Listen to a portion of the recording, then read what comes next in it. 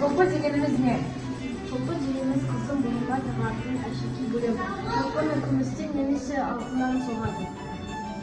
Айнат, сен шолпының қандай пайдасын білесің? Шолпыны ол қыз баласының шашын тез өсіруге және денесін тік ұстауға пайдасы мол. Айдана, қазақ қыздары шолпыны бұрында не үшін таққан? Шолпыны шаштың сәнін келтіру үшін таққан, және де бұрынғы шешіліп қалмау үшін таққан. Қазіргі таңда қазақ қыздарының шолпы шашқа тағуына өзің көзқарасың қандай? Бұрынғы ата-бабамыздың ертегілік өнерін дәріптеп, өздерінің шолпын одан күреш. Набат, сен шолпының қандай түрлерін білесің? Мен алтыннан жасалған күмістен қоңыраулы маржан жасалған шолпындарды білемін.